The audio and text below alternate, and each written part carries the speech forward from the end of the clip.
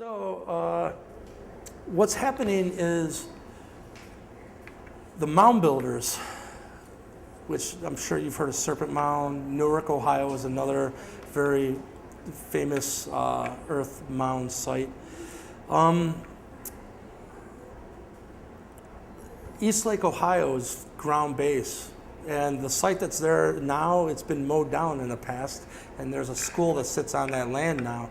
But this site had walls that were 660 feet long and 20 feet around a huge pyramid. And look into Cahokia too, because there's a pyramid made out of dirt there that would, it could fill up, I think it was 12 of the pyramids in Egypt. And that's in St. Louis, and that's a large mound complex. But East Lake, Ohio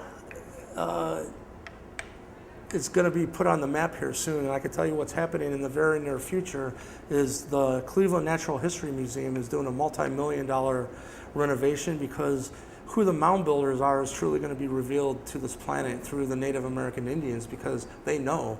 Because the mound builders have intertwined now into the Iroquois, which I'm Iroquois, and it explains the bloodline as well. But what I can tell you is this is also the revealing to the world, which I said I'm not religious, but it's important to religious people, is the lost tribes of Israel.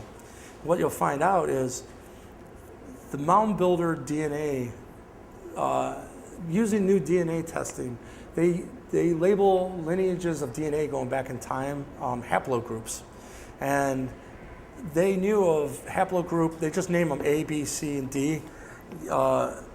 And those were all the Native American Indian bloodlines that came in, and they could trace them back to where they came from. No problem, because they all came through an Asian migration route, how we all believe everything happened. But in 1998, there was a brand new haplogroup found. That's not that long ago. And it was Haplogroup X2A.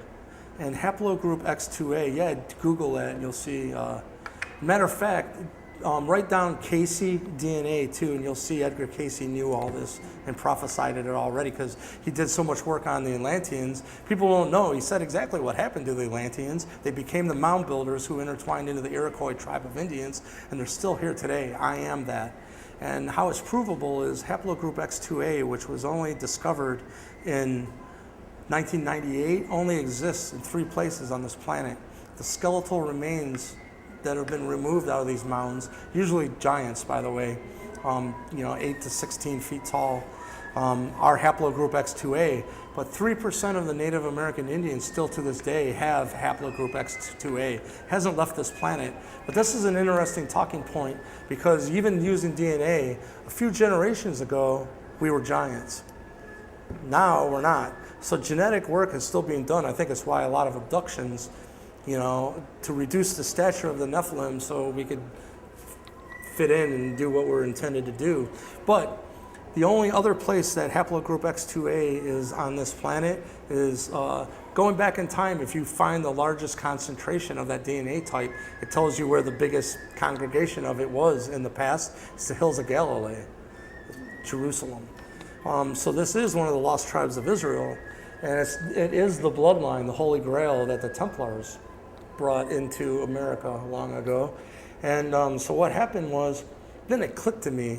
I was like, holy crap. The oldest road in our area that comes up, it goes up all the way through the continent, but in our area, it turns into the name Lost Nation Road.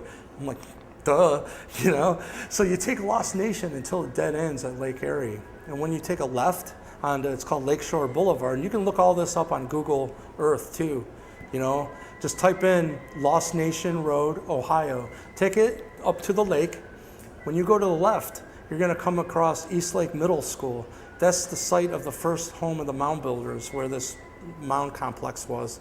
But if you turn right, the first roads you come to are Iroquois, Seneca, which is another, I'm Seneca, it's a tribe of the Iroquois. Mohawk is another Iroquois. It's what happened to the lost tribe, or the lost nation. Over here is the first site, and over here is a road map, literally, of where they went. And it's Iroquois, Seneca, Mohawk, Cherokee.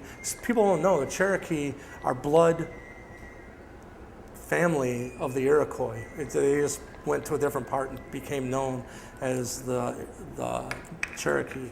Then the next road you'll come to is Tioga. So I'm like, what the hell's Tioga? Googled it. Here it means peaceful valley in Iroquois language.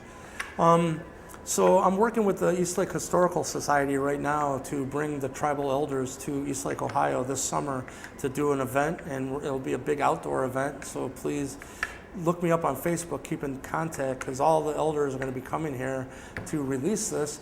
And what's really cool about this is up until this point, they've been known as the Hopewell or the Adena Indian cultures.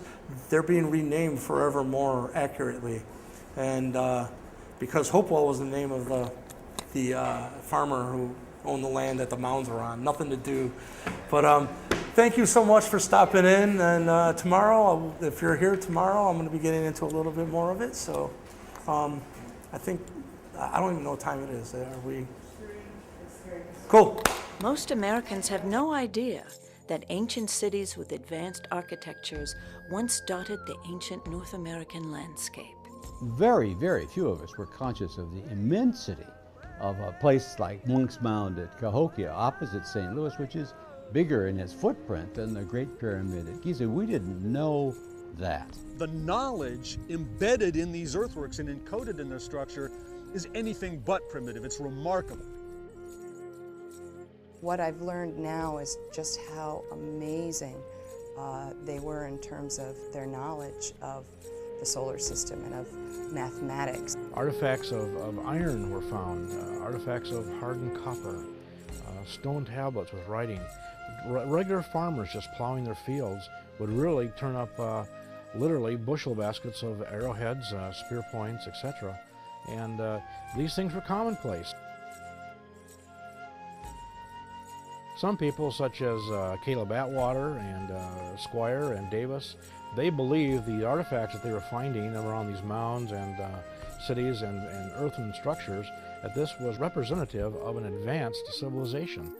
The science of archaeology was really in its infancy at that time. There were only a few people using what we would consider to be even remotely modern methods. According to the scholarly journal of the Ohio Historical Society, quote, "No subject received more attention or stirred more controversy among archaeologists in the 19th century than the authenticity and presumed meaning of the engraved stone tablets that were periodically recovered from the mounds." And there are various things fueling these. There were religious, political, and social agendas. Doctrine of manifest destiny allowed the United States government to classify the Native Americans as savages by their terminology. And by calling them savages, that would allow them to push them aside and basically claim their lands as America expanded in a westward direction. Politically, it would have been impossible for them to have taken lands away from Indians, from any indigenous peoples, if they viewed them as having rights even close to what they had as American citizens.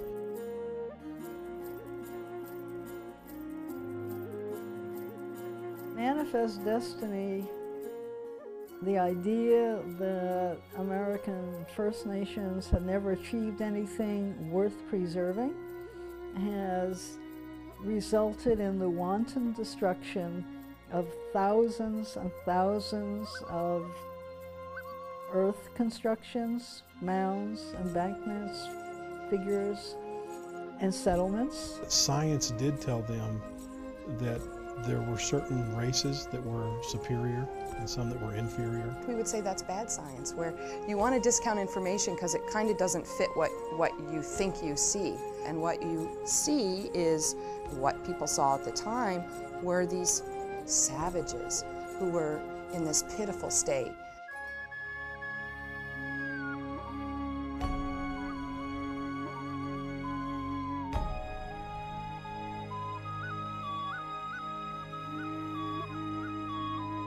So we have lost incalculable amount of archaeological data because of no appreciation of their value for historical purposes.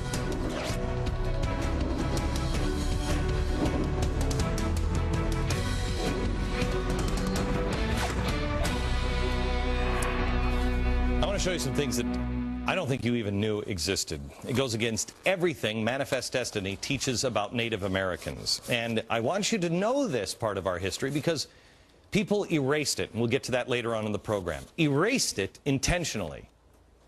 That's an important part of it. America's history didn't begin with Christopher Columbus came over. There were ancient cities with advanced architectures all across North America. Did you know that? Hundreds of years before Columbus came.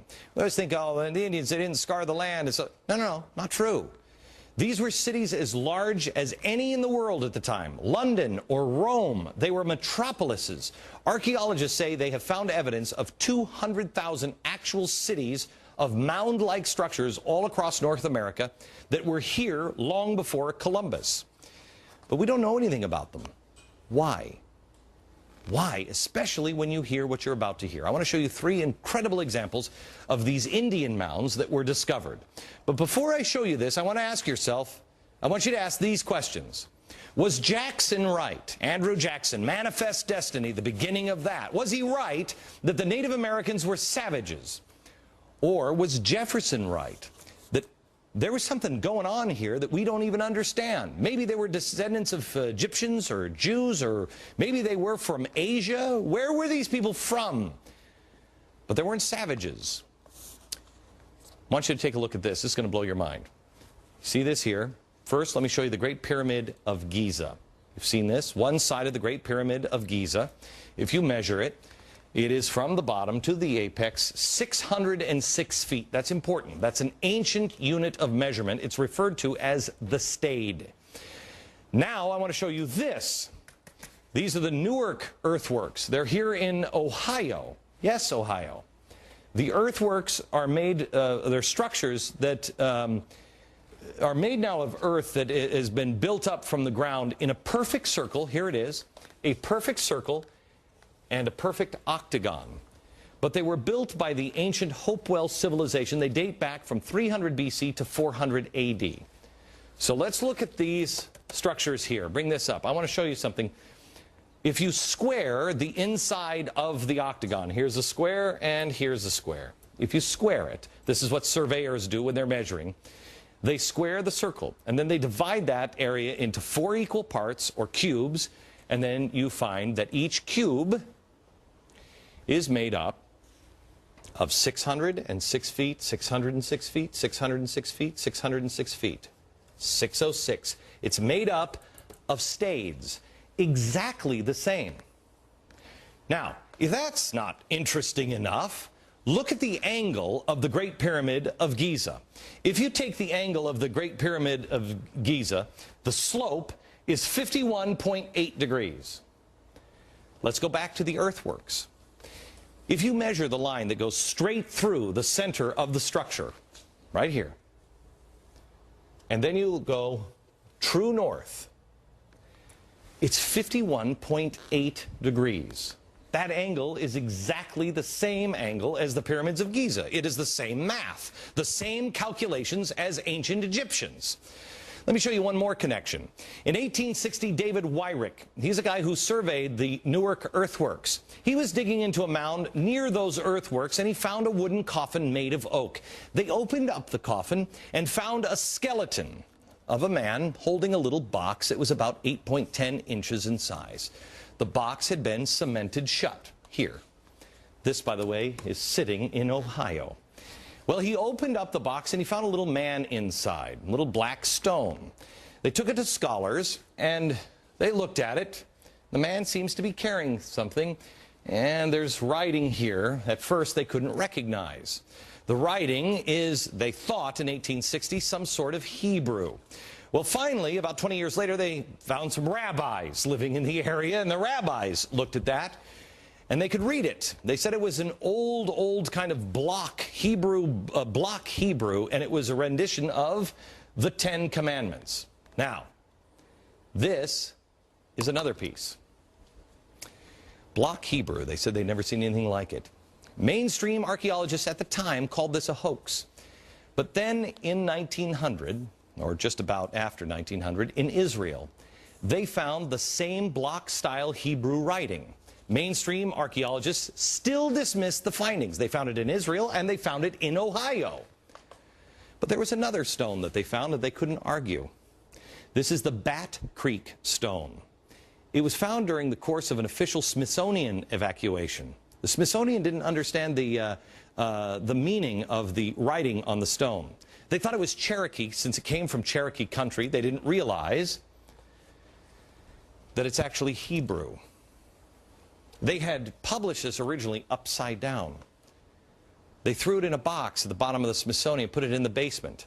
Many years later, a scholar took it out of the box, looked at it, and went, oh my gosh, it's upside down. It's Phoenician, ancient Hebrew. So what's going on here? What is that about? Where is that history? I'll show you in a few minutes, and we're going to have a conversation, and I'm going to show you some more things that the Smithsonian, science, government, commerce colluded to erase. By the way, I want to thank the directors of the documentary Lost Civilizations of North America for bringing these stories to my attention. I was blown away. To find more, visit the website lostcivilizationdvd.com. Here's the thing we should be asking ourselves. I don't know the story of these. Do you know that? Did you know that? Do you live in Ohio and did you know that? Why not? Were the American Indians wronged? Yes. Yes. And that's what we focus on in America. Is we were bad to the American Indians. Forget about it. It's in the past. The question should be the ones that the founders asked. Who are they? What knowledge do they have? Can you imagine the difference we would have now if we would put our differences aside and put our past in the past and concentrate on today and say, let's learn from each other. What do you have? What is that? What is that? When we come back, I'm going to be joined by Peter Lilback, who is, I've told you before, is one of my favorite authors. He's going to talk to me a little bit about the founders here. And I'm also going to show you some documents that show how that history has been erased. Next.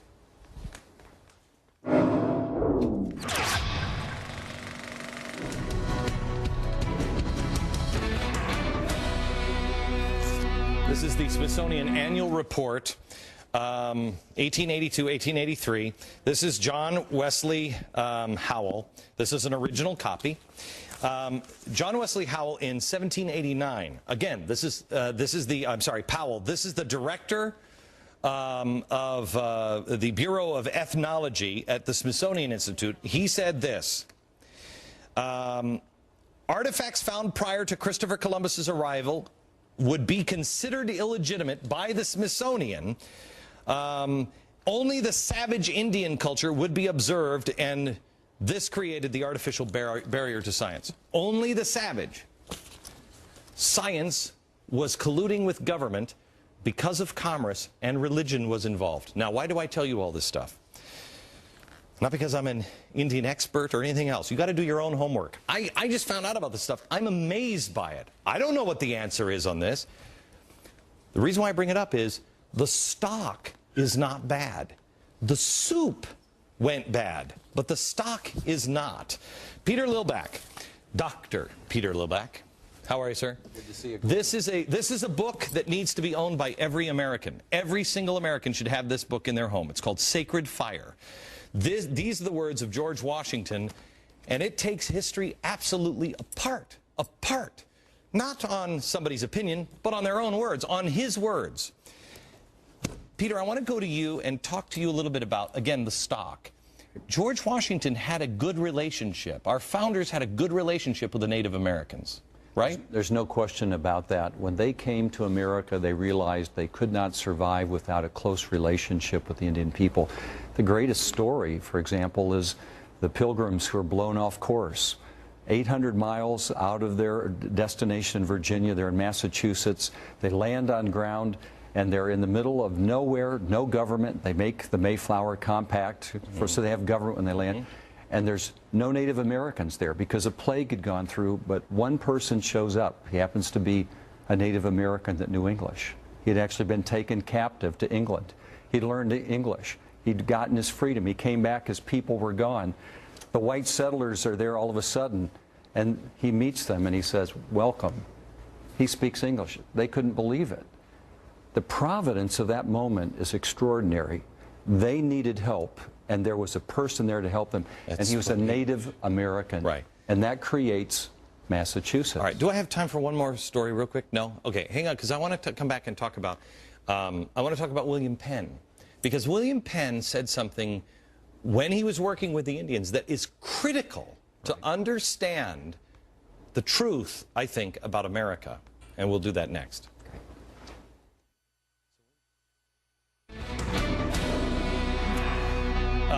The history that has been erased in our nation, and in particular with the Native Americans, happened because it didn't fit the story they created, Manifest Destiny. It only works when Indians were savages, and they had to have savages for commerce and government to expand.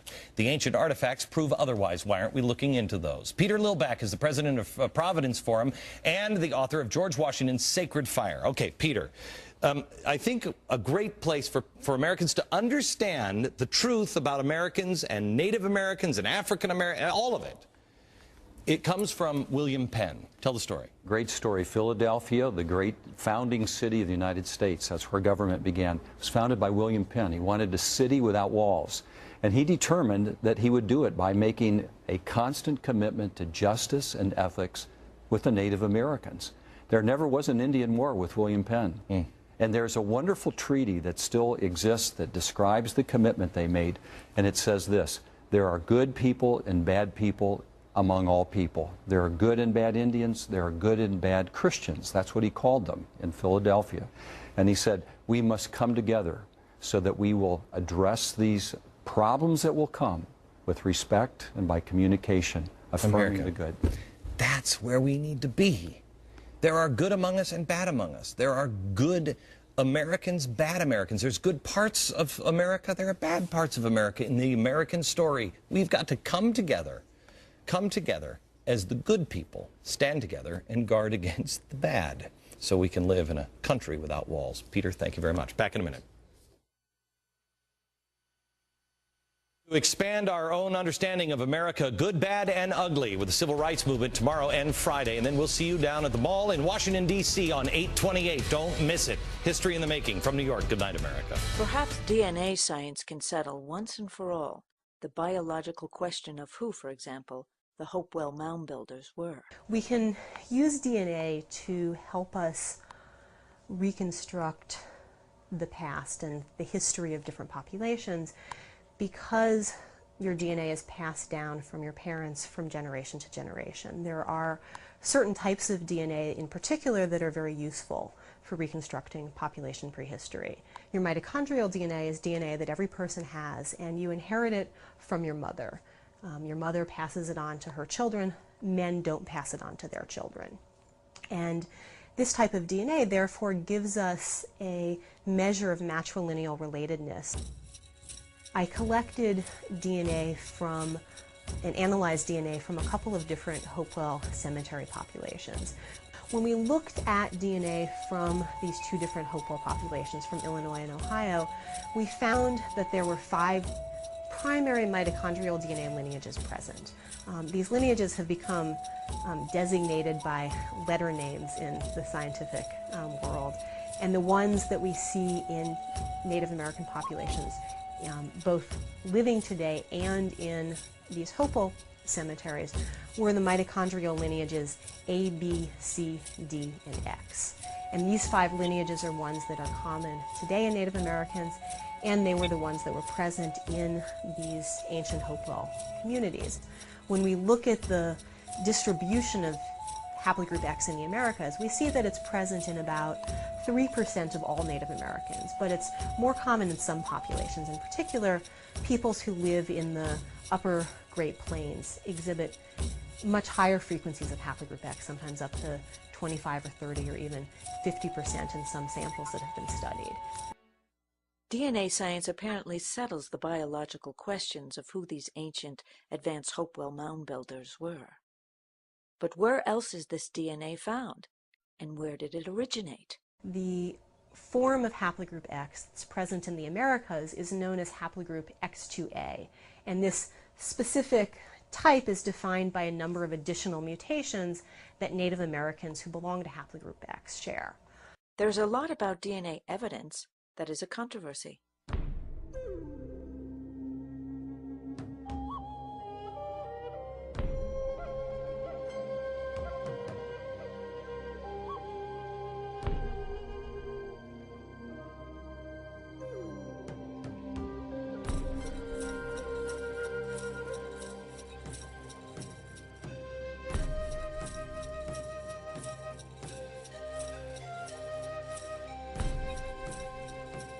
Haplogroup X is really a fascinating story because the X-files of Native American genetics, because it burst on the scene in 1998.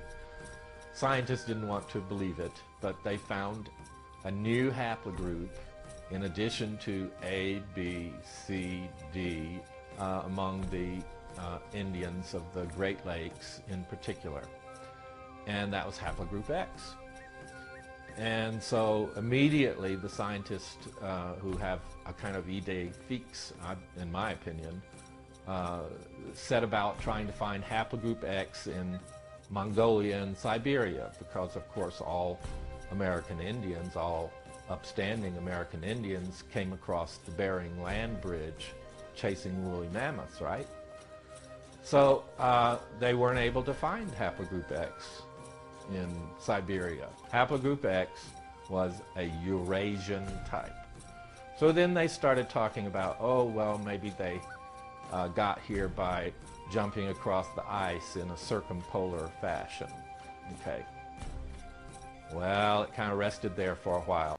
Is it true that all Native Americans came from 10 families that stumbled across the Bering Strait chasing woolly mammoths before the last ice age? I don't think mine did. I'm haplogroup X, and on further investigation, I believe I am haplogroup X2A, which is found in the Ojibwe populations, and Sioux, and Navajo, and a couple of more that I can't even pronounce, even though I'm from this continent in North America. And there are 5 different haplogroups found in North America: A, B, C, D, and X. Yes, haplogroup X. What if haplogroup X did cross over the Atlantic and not through the Bering Strait as otherwise hypothesized? The reason that's hypothesized by some scientists in this world is because there are very few or no traces of an X haplogroup anywhere along the Asian migration route, which would cover from the Fertile Crescent, going through those mountains, I don't know all the countries, through India, through China, through like Vietnam, Asia, all those countries, Japan, over the sea, well actually up through Siberia, and through the Yukon, well I would call it the Yukon today because I'm Canadian, and down through North America. But the X haplogroup has been linked to the Clovis Point arrowheads. Clovis Point arrowheads is a certain type of an arrowhead that was designed and used by hunters about 17,000 years ago in and around the areas known as today, what we know as France, Germany, Norway, Sweden, Finland, Netherlands, like those areas. And they came here. And they continue to survive, yes, perhaps for 5,000 more years before other peoples, the A, B, C's, D's, came over from the Bering Strait with their male counterparts. And there was lesser male counterparts that survived than females, but you'll find that throughout the world, and there's a darn good reason for it. Anyways, we'll look into that here. And so, yeah, Spawn X. Yes, I think we came over the Atlantic.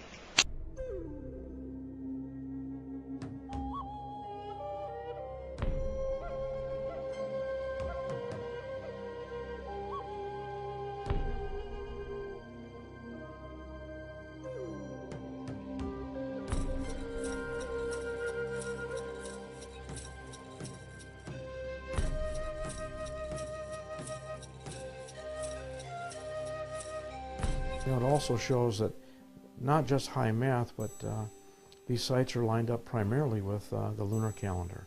They had high math, they understood geometry, and because of the lunar calendar, they also understood the heavens, astronomy.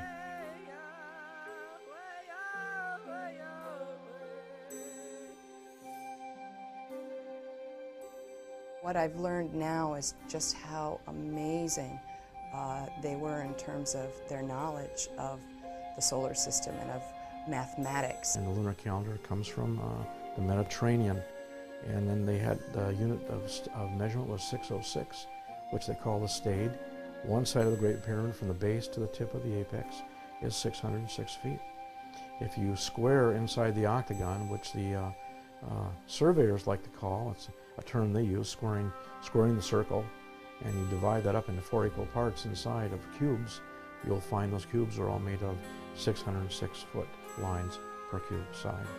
The angle of the Great Pyramid of Egypt runs 51.8 degrees up the slope from the base to the angle. That measurement is there, and when you come off of the baseline at Newark and you run true north and then measure that angle back to the baseline, what do we find? 51.8 degrees. So did they have the same math as the ancient Egyptians? Well, I gotta say, yeah, it sure looks like it. It's as inspiring, I think, in its way as the NASA program to send a man to the moon. Most of the Mediterranean societies, civilizations, ran their calendar on the lunar cycle, or a 13-month calendar. And that can be fully demonstrated with the Hopewell people as well. Again, another nice parallel to the Mediterranean contact. We own the Newark Holy Stones, and these stones were found in a Hopewell Mound in the 1860s, and the presumption from finding them was that perhaps the American Indians had some kind of contact with the Hebrews, or possibly they were the Hebrews. That's another idea. So we have the museum has been interested in origins. They took it to some scholars, identified that it was probably some type of Hebrew. They took it to some rabbis living in the area, and upon looking at it, they said yes, they could read it. And it was a complete rendition of the 10 Commandments. They called it block Hebrew because they had never seen anything written like this, but they called it block Hebrew.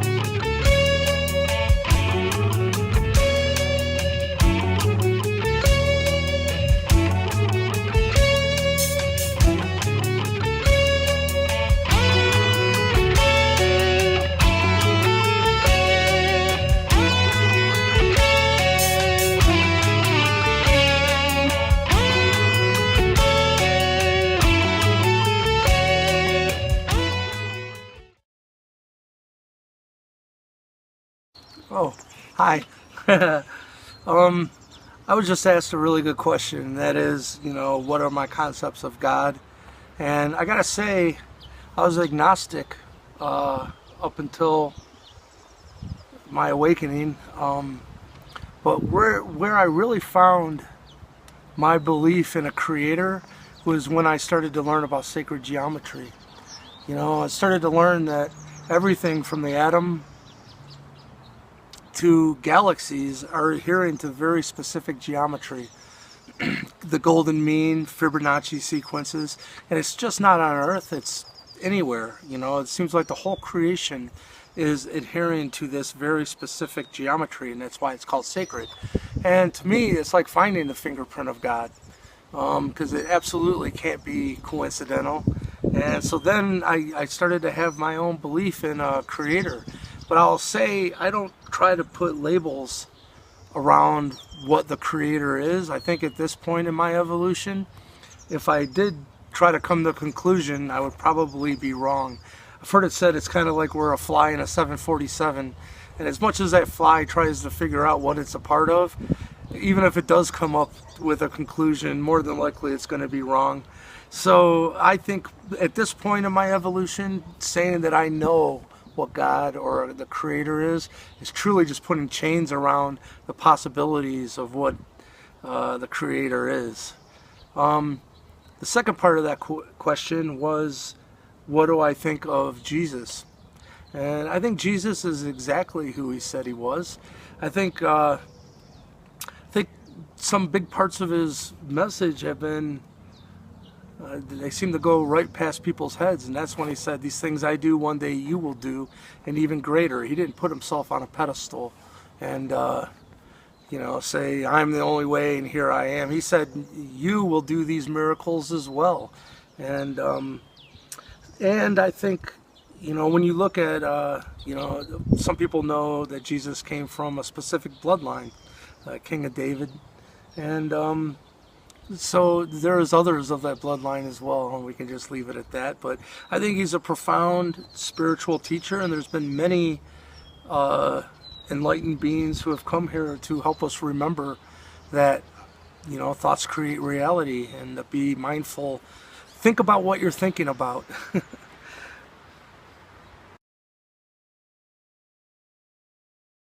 I want to touch on the Christ. And first of all, I guess I'd like to point out the Christ has nothing to do with an individual. The Christ is, well, first of all, it means the anointed or the chosen one. Chosen for what? I think it's spiritual knowledge. It's, knowledge of how light and sound create physical reality and how your own consciousness is behind the wheel, sitting in the driver's seat. And I've heard it said, and I like this, that, pretty much you get what you expect. And there is no other main rule. Fear or love. Wherever you put your energy, it'll be reflected back to you by a loving universe. And so if you got a lot of fear and doubt in your belief system, and then, let's just say, I don't know, you're prejudiced or something, then you go out and you find yourself in a situation where it seems that your belief is confirmed. Well, it's not that you're right. Your own beliefs are just being reflected back to you by a loving universe, and you could have easily just as chosen the opposite and then experienced that.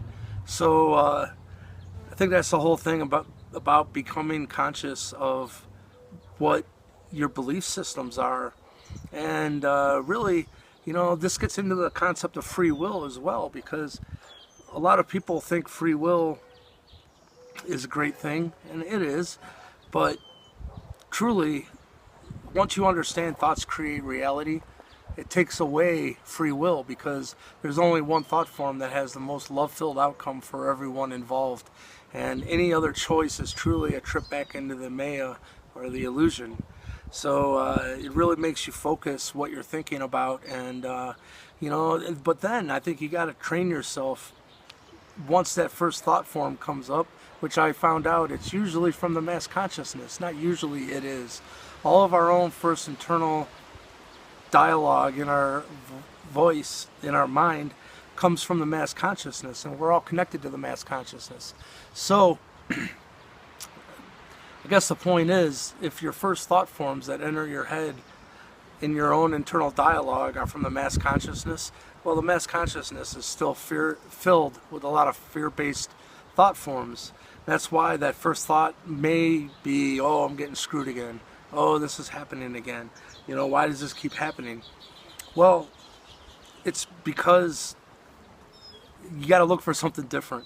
You know, Bruce Lee, when he'd have a feeling of fear or doubt, he would write it out on paper and burn it and give it back to the universe. Say, thank you for showing me what I got a fear stamp on. Now what else is available? Once you say, now what else is available, you've broken that tie to the mass consciousness, which, again, it's not like the mass consciousness. Some things, your first internal dialogue may be great and love-filled, but just be aware if it's fear or any of those frequencies, train yourself to say, thank you, but what else is available? And focus your attention on the highest love-filled outcome for everything and all involved. And do it with conviction, and don't ever doubt it afterwards, and see what manifests in your life. I think you'll be shocked.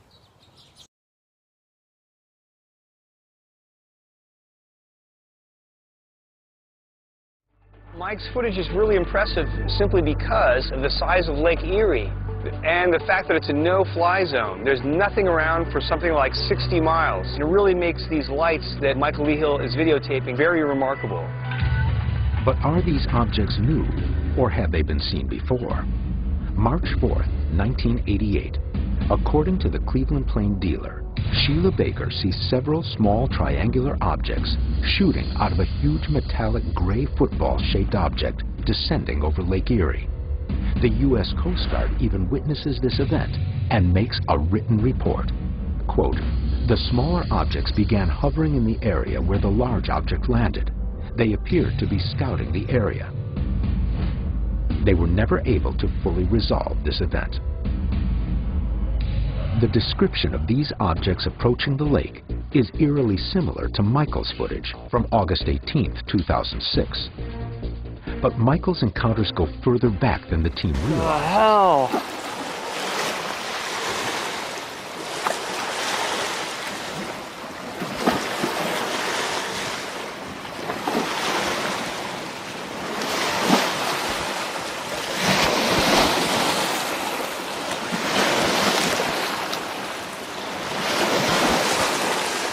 Whoa!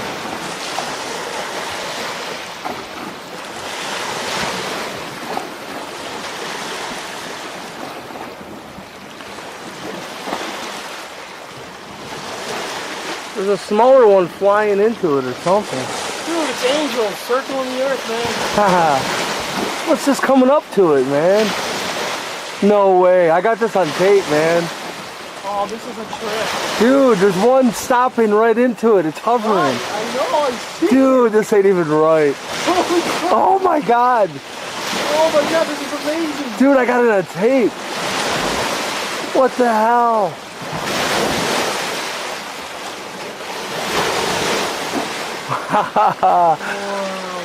That's the craziest thing ever. I'm telling you, it's the mothership being guided in this way. Whoa.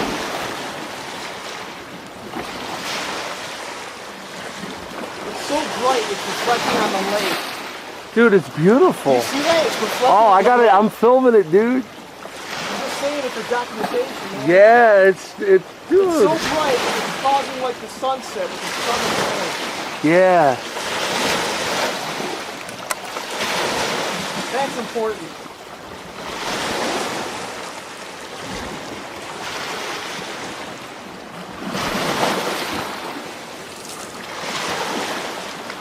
There was like a refueling or something. Yeah, I don't know what just happened. Dude, we just saw something amazing. This one's coming closer over here, man. Yeah, here comes another one. See that other one coming out from further west? Yeah, man. I got it. Look at dude. Oh, wow. What's going on, buddy? Those like afterburners or some experimental jet? I don't know, man. There is NASA out in the area as well.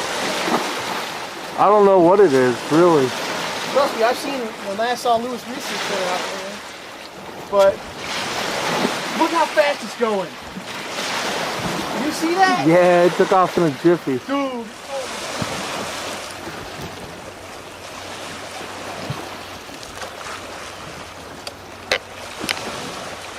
Wow, dude, look at that.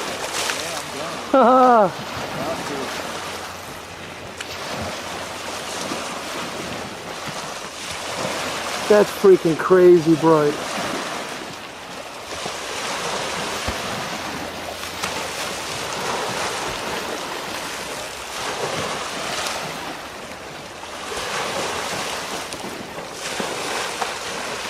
Have you ever seen anything like that? Oh, it's going away. Oh, look at right under it, dude. It's huge. Look right there in front of us. Yep. Huh. Wow.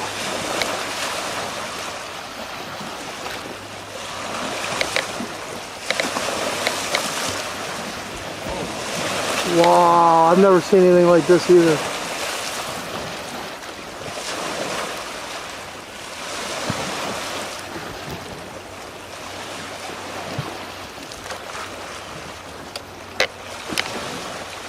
Wow, dude, look at that. Yeah,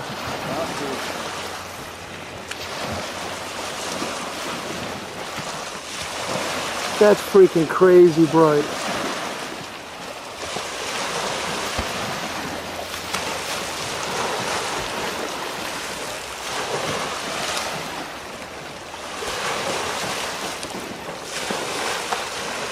Have you ever seen anything like that? Oh, it's going away.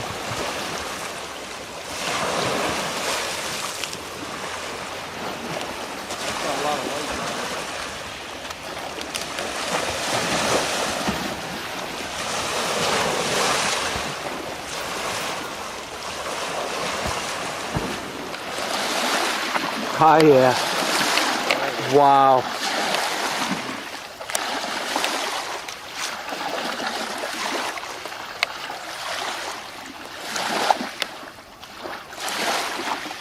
Wow.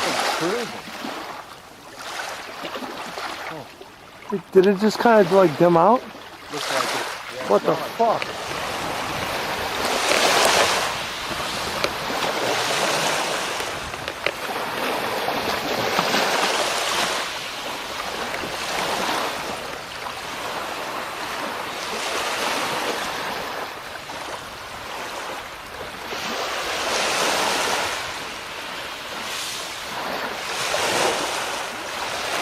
Perspective here.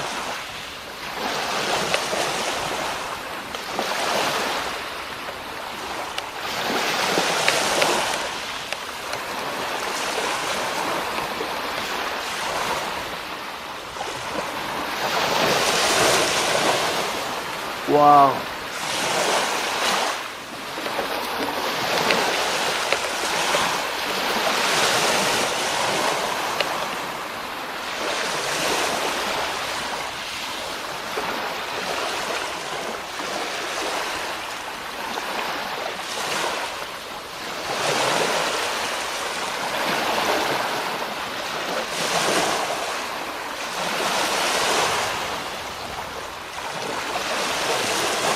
That is unbelievably bright out here.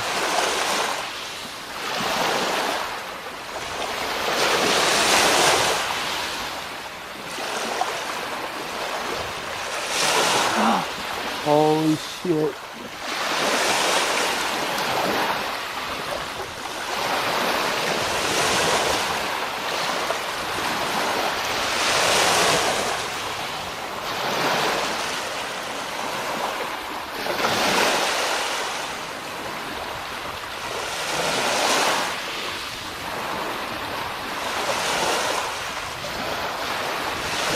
How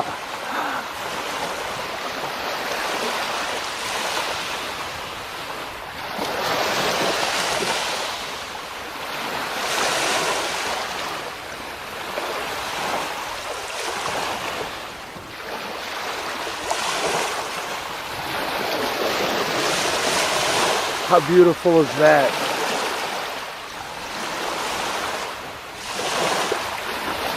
I'm going to back out so you can see what's going on.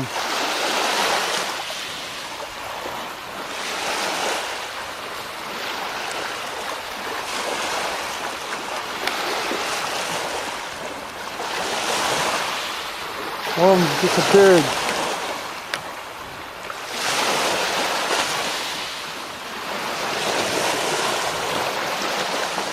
Shouldn't have moved. One of them disappeared. Nice.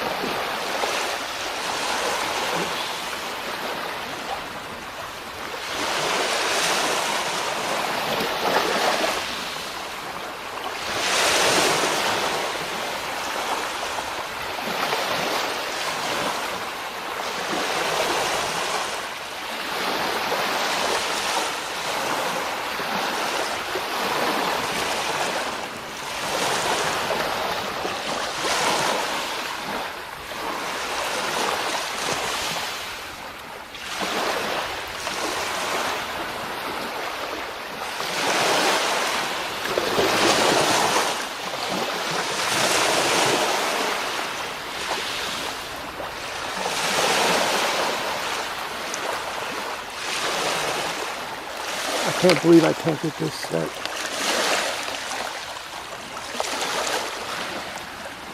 There it is. That is so bright.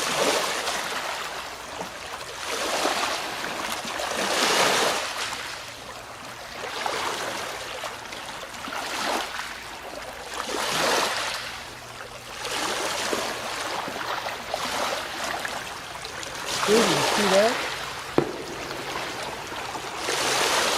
Wow.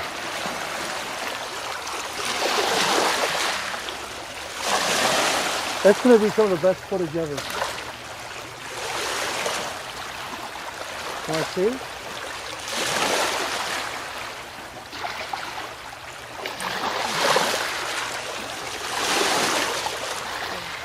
Oh, it's fading away.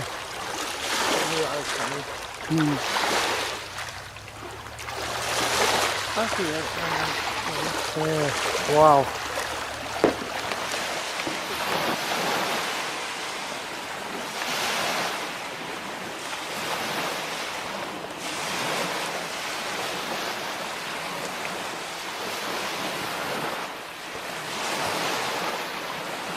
That's pretty bizarre.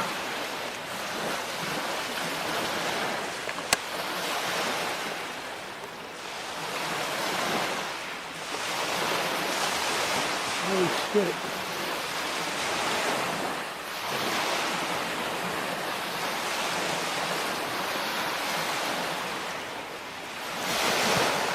Look at that.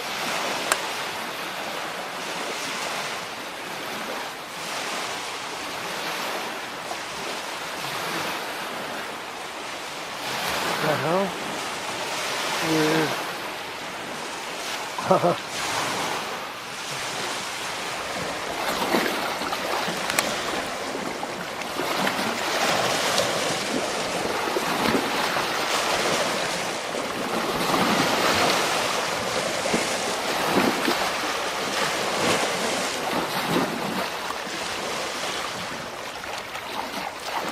There's a building. I don't know how anyone can't be seeing that.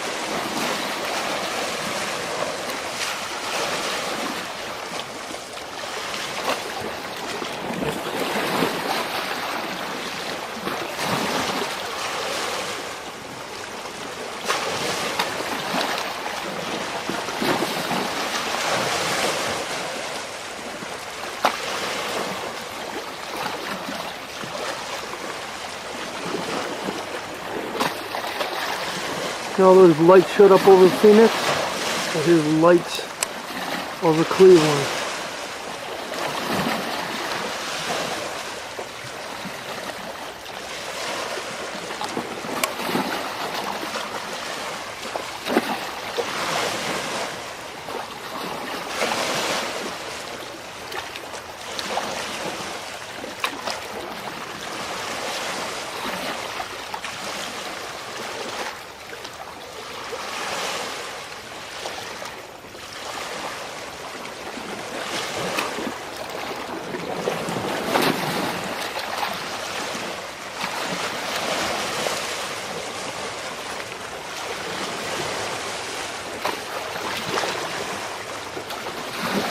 It's going down behind that building.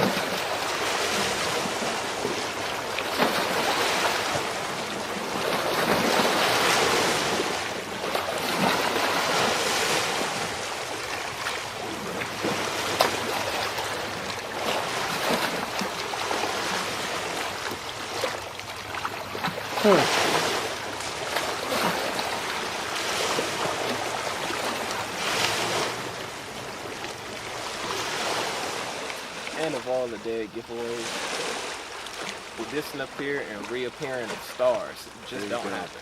Yeah, well, there's another one forming right next to it. Wow. I think I got that one just showing up out of nowhere. That's gotta look crazy in there. I mean, there's color and stuff when you see it in, just in the view. Yeah, it'll be really nice color. Wow. I can't believe it's There's another one. There's a third one. It's a red one too. Yeah, man. Holy shit. Wow. Too bad my camera don't zoom that far. Wow, man. Holy shit. Wait. Oh, do we have three? There's three. Yeah. Triangle formation. Yeah. How you doing? Look at that. Wow, man. Holy shit. Unbelievable. Thank you.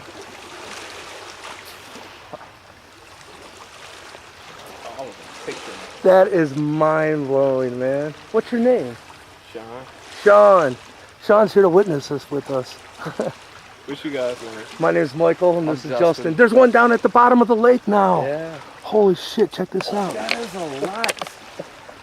I've never caught four. Oh my God. But I gotta get back to this. Where's he going? The one that was at the bottom, he left. Did he? Yeah. Good, because I left that screen anyhow. I want to get these guys. He's going to the right again now. I mean to the left. He's going back to the left. Unbelievable. Yeah. Nah, barely. I could see him. And I just put my camera up. I just put it up.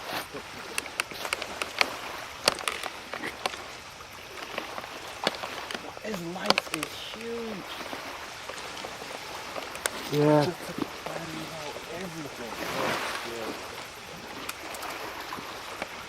Whoa! Another one just turned on, man. Wow. I caught it on film too. I think he's like, yeah, we about to give him a show before we go. Yeah, this is it. Oh. En el estado de Ohio, en el Midwest de los Estados Unidos, se encuentra el lago Erie, uno de los grandes lagos. Ahí, recientemente, en los últimos meses, se han venido grabando imágenes notables, extraordinarias, de lo que parece ser objetos inteligentes. En el mes de mayo pasado, se grabó nuevamente un video extraordinario que le vamos a presentar aquí. Evidentemente que estos objetos no pueden ser aviones, y entonces, ¿qué son? La historia con Carlos Clemente. La oleada ovni que se ha estado generando en el lago Erie en los Estados Unidos desde el año 2001 ha llamado la atención. Ha recibido una amplia cobertura por parte de los medios de comunicación que después de cada avistamiento importante presentan las imágenes a la opinión pública. Have you seen the mysterious lights over Lake Erie? Many people suspect they could be signals from space. Jen Pachano explains those sightings and one theory about their origin.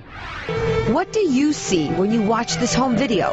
What's this coming up to it, man? No way. I got this on tape, man. It was taken on a Lake Erie spring night. I go outside and I look up in the sky and I see them up there. Every so often you see strange lights blinking on and off. It's not hard to find people who believe the lakeshore is a hotbed for extraterrestrial activity. Last year, in fact, Fox 8 revealed these images of similar lights over the lake. Now, it goes without saying, but of course we'll say it anyway. NASA, the military, no one will comment on any of this. But we do know planes are always landing and taking off at Hopkins and, of course, on the other side of the lake in Canada. Michael Lee Hill says none of that matters. We'll know more soon enough when they decide to reveal themselves. Mark Zinni. Hi, live in the Newsplex with the story, new at 11. Yes, Denise, you might remember the last time we tried to broadcast some of Michael Lee Hill's UFO video, our computer system crashed. Coincidence? Tonight, barring any alien interruptions, here's Hill's latest home video that may make a believer out of you. What in the world is this, or should we say out of this world? A pulsating orb of light hovering over Lake Erie near the East Lake shore. Michael Lee Hill behind the camera. The UFO researcher says without a doubt what you're seeing are Extraterrestrials? no doubt about No doubt about it. One showing up next to The video, shot last fall, just put on YouTube and already's gotten more than 660,000 hits. Debido a la extensa difusión de noticias acerca de las observaciones que son constantes en el área del lago, grupos de personas están acampando a las orillas para poder ser testigos de la aparición de estos objetos misteriosos. Los expertos han analizado las evidencias y consultaron con personal de la torre de control del aeropuerto, pero hasta el momento no ha habido ninguna respuesta acerca de lo que ha estado ocurriendo. Incluso hay quienes piensan que existe una base extraterrestre en el lago, y otros solo se limitan a decir que es un punto caliente para ver ovnis. La historia del lago tiene al menos 150 años de sucesos extraños. Su nombre es de una tribu norteamericana llamados los Eriloxnan, o personas con cola larga. Las anécdotas datan de la guerra civil entre los años 1861 y 1865, en donde la gente advertía a los forasteros acerca de las luces del lago. Desde el año 2004, un grupo de investigación de la ciudad de Cleveland ha documentado por lo menos 40 avistamientos de importancia desde el noroeste de Ohio y el área de playas del lago Erie. En el 2010 la cantidad de reportes se incrementa de manera notable. El reportero David Schuster de la NBC presentó un reporte donde la NASA y la milicia argumentaron no saber el origen de estas misteriosas luces.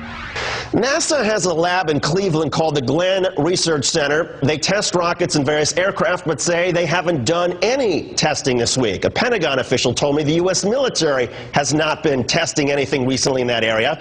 And the FAA acknowledges the light pattern seems different from commercial flight paths in the area. Las evidencias son claras y al parecer algo está ocurriendo, ya que desde hace tiempo en este sitio de los Estados Unidos se han estado presentando estos misteriosos objetos. Le acabamos de mostrar las evidencias del lago Erie en los Estados Unidos, un lugar en donde los ovnis se han estado viendo desde el 2010 y ahora en el 2011 hay nuevas evidencias. Nosotros continuaremos a la expectativa y le mostraremos aquí más de estas evidencias. Tone, now we're getting into frequency, which I'm sure that these various non-human intelligences are extraordinarily familiar with, and how that can play an integral role in shifting the paradigm as well. Yes? Oh, absolutely, because we always fall back into the illusion of the physical world, that things are physical and they're solid and whatever. And one of the things you learn when you start getting into the paranormal or the study of ufology is that there is no real time and space. There is no physical world, and it's all vibration.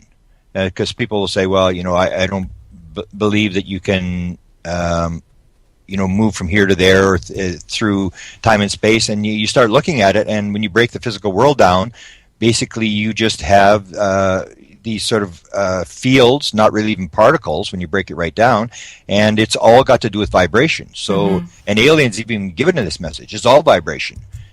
So whether it's the emotion of the song, that's why I think it's so involved. It's not as simple. It's not going to be a simple sort of thing. We sort of take music as just, something that entertains us. But when you start looking at, there was even this, and I see I'm not a musician, so there's this talk about the different moving music from 440 hertz to 432. Yeah. I'm very familiar with it. and if you ever interview Michael Lee Hill, who he's really big into this, and into the frequency thing, and he claims to be the biological son of Eric Clapton. And he's very much an experiencer, and has had a lot of major sightings, believes he's involved with the Anunnaki through, this reincarnation type thing with the Anunnaki. Very, very bizarre sort of ancient alien story. But he talks about this all the time, and there's a number of people, but of course I don't really, I sort of follow it, but I don't follow it because it's never been my field, this music thing. But musicians will talk about this an awful lot, the importance of moving this music and changing it, and how it affects us, that even the powers that be may be trying to manipulate us with changing the frequency of music. And I think Colin Andrews talked to me about this thing, that unless the emotion in a song is very important, that if you can create the right emotion, it triggers the message. En Ohio, en el Midwest de los Estados Unidos, se encuentra el lago Erie, uno de los grandes lagos. Ahí, recientemente, en los últimos meses, se han venido grabando imágenes notables, extraordinarias, de lo que parece ser objetos inteligentes. En el mes de mayo pasado, se grabó nuevamente un video extraordinario que le vamos a presentar aquí. Evidentemente que estos objetos no pueden ser aviones, y entonces, ¿qué son? La historia con Carlos Clemente. La oleada ovni que se ha estado generando en el lago Erie en los Estados Unidos desde el año 2001 ha llamado la atención. Ha recibido una amplia cobertura por parte de los medios de comunicación, que después de cada avistamiento importante presentan las imágenes a la opinión pública. Have you seen the mysterious lights over Lake Erie? Many people suspect they could be signals from space. Jen Pachano explains those sightings and one theory about their origin. What do you see when you watch this home video? What's this coming up to it, man? No way. I got this on tape, man. It was taken on a Lake Erie spring night. I go outside and I look up in the sky and I see them up there. Every so often you see strange lights blinking on and off. It's not hard to find people who believe the lakeshore is a hotbed for extraterrestrial activity. Last year, in fact, Fox 8 revealed these images of similar lights over the lake. Now, it goes without saying, but of course we'll say it anyway. NASA, the military, no one will comment on any of this. But we do know planes are always landing and taking off at Hopkins and, of course, on the other side of the lake in Canada. Michael Lee Hill says none of that matters. We'll know more soon enough when they decide to reveal themselves. Mark Zinni. Fox 8. Live in the News Flex with the story, new at 11. Yes, Denise, you might remember the last time we tried to broadcast some of Michael Lee Hill's UFO video, our computer system crashed. Coincidence? Tonight, barring any alien interruptions, here's Hill's latest home video that may make a believer out of you. What in the world is this, or should we say out of this world? A pulsating orb of light hovering over Lake Erie near the East Lake shore. Michael Lee Hill behind the camera. The UFO researcher says without a doubt what you're seeing are extraterrestrials. No doubt about it. No doubt about it. One showing up next. The video, shot last fall, just put on YouTube and already's gotten more than 660,000 hits. Debido a la extensa difusión de noticias acerca de las observaciones que son constantes en el área del lago, grupos de personas están acampando a las orillas para poder ser testigos de la aparición de estos objetos misteriosos. Los expertos han analizado las evidencias y consultaron con personal de la torre de control del aeropuerto, pero hasta el momento no ha habido ninguna respuesta acerca de lo que ha estado ocurriendo. Incluso hay quienes piensan que existe una base extraterrestre en el lago, y otros solo se limitan a decir que es un punto caliente para ver ovnis. La historia del lago tiene al menos 150 años de sucesos extraños. Su nombre es de una tribu norteamericana llamados los Erieloxnan, o personas con cola larga. Las anécdotas datan de la guerra civil entre los años 1861 y 1865, en donde la gente advertía a los forasteros acerca de las luces del lago. Desde el año 2004, un grupo de investigación de la ciudad de Cleveland ha documentado por lo menos 40 avistamientos de importancia desde el noroeste de Ohio y el área de playas del lago Erie. En el 2010 la cantidad de reportes se incrementa de manera notable. El reportero David Schuster de la NBC presentó un reporte donde la NASA y la milicia argumentaron no saber el origen de estas misteriosas luces. NASA has a lab in Cleveland called the Glenn Research Center. They test rockets and various aircraft, but say they haven't done any testing this week. A Pentagon official told me the U.S. military has not been testing anything recently in that area. And the FAA acknowledges the light pattern seems different from commercial flight paths in the area.